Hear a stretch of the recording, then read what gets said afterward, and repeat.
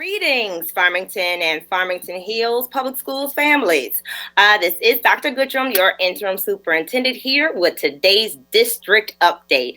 Today, I'm happy to have with us our high school principals, and so I'm going to give them the opportunity to introduce themselves. We're going to start with Mr. David Reese of Farmington Central High School.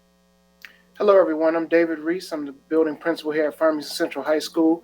This is my 4th year as the building principal, my 15th year as an administrator in the district, and my 25th year in education. It's been a pleasure to serve you. Thank you so much. And now we will hear from Mr. Green from North Farmington High School. Good afternoon, everyone. My name is Joe Green. I'm principal at North Farmington.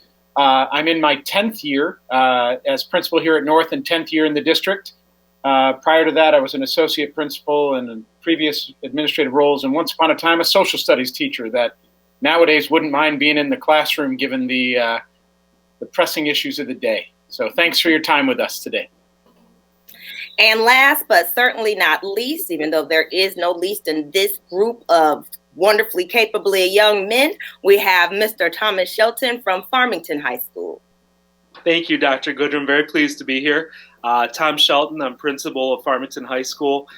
This is my 4th year as principal at Farmington and my 25th year in education as well. So very happy to be here this afternoon. All right, gentlemen, let's jump right into it. So as you reflect on high school transition to in-person learning, and I believe that we are finishing up, is it the 3rd or the 2nd week? Third week. Third week. 3 weeks. What has been the most rewarding, the most challenging, and the biggest surprise? So I'll jump right in and I'll start with the most rewarding. The most rewarding has been the return of the students and the teachers. I mean, the energy that they brought back to the building. I know we really needed that from all of our virtual meetings and planning that took place. And to see that all come together and then just see a positive impact that they had on the building in my life personally. I mean, because at that time I really needed some normalcy, and they really brought that. Even though it was different with all the mitigation strategies that are in place, it really felt good to have them in the building. I'd echo Mr. Reese's comments. I think the most rewarding thing is to see students and staff connect again, and to be able to connect with them and to see that energy that comes from the interaction that really education should be. There were some amazing efforts done virtually leading up to this, given everything we've done. It's just been really powerful to see it face to face, even though it is a bit different. Yeah, I would echo that sentiment of seeing students back in the building, how exciting that's been. I had the opportunity to get into some classrooms and do some observations this week in some classrooms. And it's been really amazing to me to see, first of all, how quickly our staff and our students have adapted to what is really our new normal, right? And that's been very rewarding for me. It's been challenging in the process, but just this week, I finally feel like it's working, that it's, students are doing what they're supposed to do. And everybody's safe and everybody's learning, and it's working great. What about challenges? And you be honest, this is not about propaganda here. We're here to tell the truth about what's going on in our district right now. So what about challenges? You know what? The biggest challenge that I observed was the being able to attack and not control the unknown. So a lot of people wanted answers, and they were very uncomfortable. With us being educators, and we know that we have young people's lives in our hands, and we want to do the best job that we possibly can. There were a lot of answers that we just did not have as we had to grow through this process. And just like Mr. Green echoed earlier, I am a historian too as well. I was a history teacher as well. So we're living through some unprecedented times that are new and ungermane to everyone. So we have to figure out these roads as we walk them. And so that's a very uncomfortable and unsettling place for a lot of people when we know our jobs are so important to support and, help manage the lives of our young people. The unknown was the most challenging part. Mm-hmm. And I would agree with Mr. Reese on that as well. And I think there's one other piece that I've experienced, and I think Mr. Shelton alluded to this a little bit in his answer. There's a whole lot of tiny decisions that every single person in the building needs to make, like constantly throughout the day. whether it's us as administrators or teachers or students, there really is decision fatigue that sets in on top of everything they're doing with school. Just because I got to think about what do I need to do here, there, the other to keep myself safe, keep others safe. So if your students have been coming home exhausted, a little cranky, not wanting to make decisions, please know that's about 158% of everybody in the buildings just coming home tired, because there's just a lot to be constantly vigilant of and aware of. And I do think Mr. Shelton hit it. I sense people gaining a little more stamina with that. I still think it's going to be a few more weeks. Gosh, break came at a good time, but it's going to be a few more weeks before everybody, I think, has the stamina to do that regularly. So I agree with all that. The other thing that I'd add to one of the things I think has been the most challenging over these first few weeks is that everybody is at a different spot in terms of their attitudes and their feelings about the pandemic and about, the need for mitigation factors and things like that. And so I think making sure we're meeting the needs of all of our staff and students, and reassuring those who may be a little nervous about coming back into our buildings and putting those solid mitigation factors in place, but also meeting the needs of those that are ready and raring to go. And so I think being sensitive to the needs of all of our staff and all of our learners has been a big challenge and a big learning opportunity for us here at Farmington. Definitely. What about surprises? Has anything been surprising to you in these last few weeks? Yes, the most surprising piece to me is that we kind of just like discussed, it's kind of overlapping a little bit with all of the unknowns, just to see the students and staff's capacity to overcome these things as the issues presented themselves. I mean, I've been so impressed with just seeing my teachers, even those that have to stream, every class. My teachers have been phenomenal. My students have been phenomenal. They're even engaging now, turning on those cameras. It took a lot of work behind the scenes to try to encourage them to do so, because we love seeing their smiling faces, because it keeps us inspired. But that's been the biggest thing I've noticed. Has been a huge surprise in a positive way, the ability to have their capacity to stretch themselves. I mean, the students and our teachers here. Yes.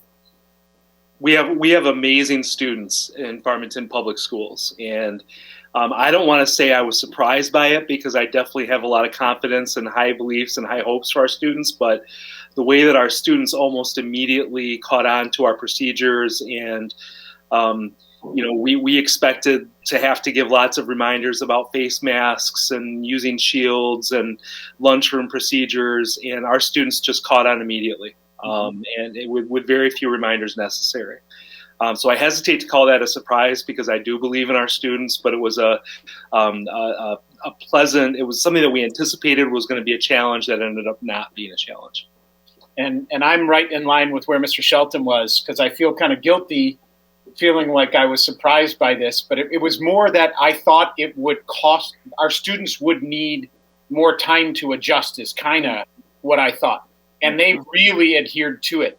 I think their adjustment was really impressive, and they're really earnest when we do have to make corrections. They don't fight us. They don't grumble. They're like, oh, yeah, I'm so sorry. And we're like, no, time out. You don't need to apologize. These are all new habits we're building. Right. Probably the one thing that takes effort, they're great with masks. They're great with the shields. They're great with procedures. It's social distancing. Yes. And they're biologically programmed to want to be near each other. And we're not going to undo millions of years of human evolution in a minute. So they're good when we correct them. And that's the one thing we probably have to give frequent reminders about. But they are really good about that in the long run. Yes, I think I probably was at each of your schools during at least one passing period. And though you could see some students look like they were actually counting out the tiles on the floor. Step back, too close. But yeah, you can definitely see that is something that our students have to become accustomed to. Now, we have made a lot of process and procedure changes during this pandemic. Are there any things that we have learned during this pandemic, any processes or procedures that you think that we should keep? What we're doing right now should definitely be kept. I mean, not in this format. Of course, I would love to be on camera with you and personally interacting with you in a room.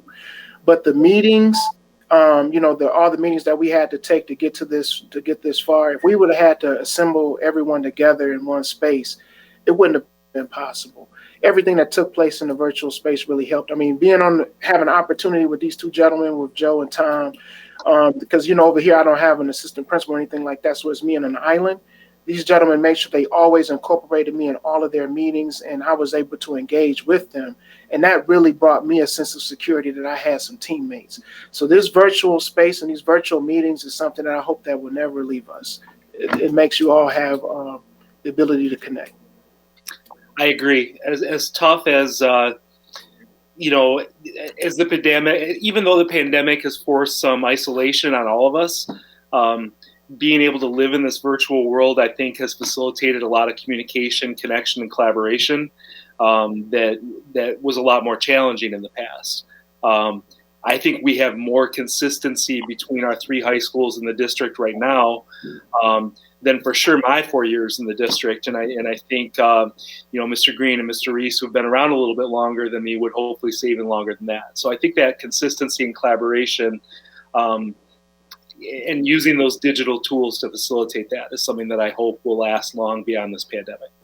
And I agree with both of you gentlemen. And I can say in the 10 years that I've been here, it's better than it's ever been. And we've had to make more momentous decisions. So to do those in a team, collegially, has been huge.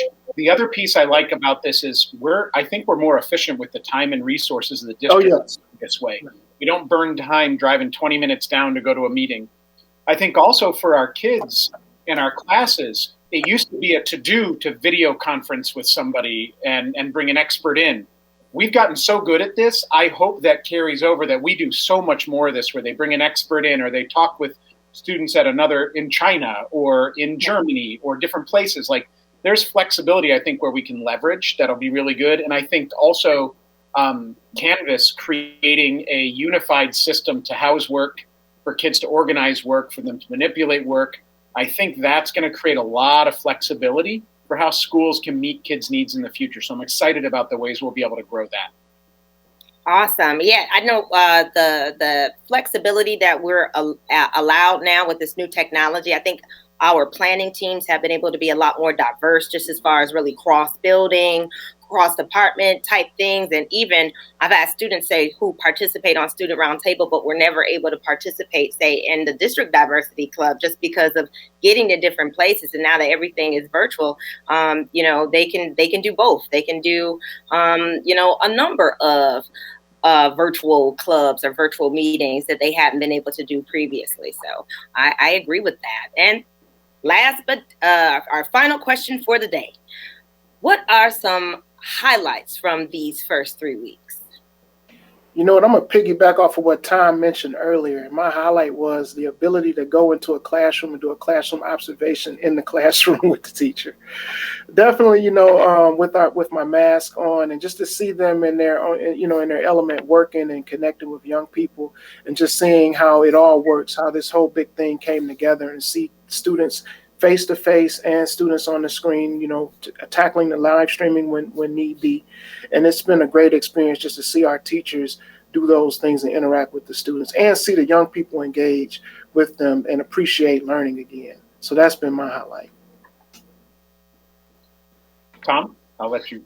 Okay. I definitely agree with that. And I think that, seeing the entire organization come together to make this happen has been a highlight for me, and we talk about, justifiably, we talk about our teachers a lot, because we know that's where the meat and potatoes of education lies, in the classroom with teachers. But our support staff has been absolutely amazing, between our nutrition department, standing at our front doors, handing out breakfast every morning. Yes. Our secretaries, who have gone above and beyond to keep us organized and do all the behind the scene work that we needed done. Our custodians, who've been working so hard, really to a person. Everybody within our organization came together to make this happen, and that's been the highlight for me.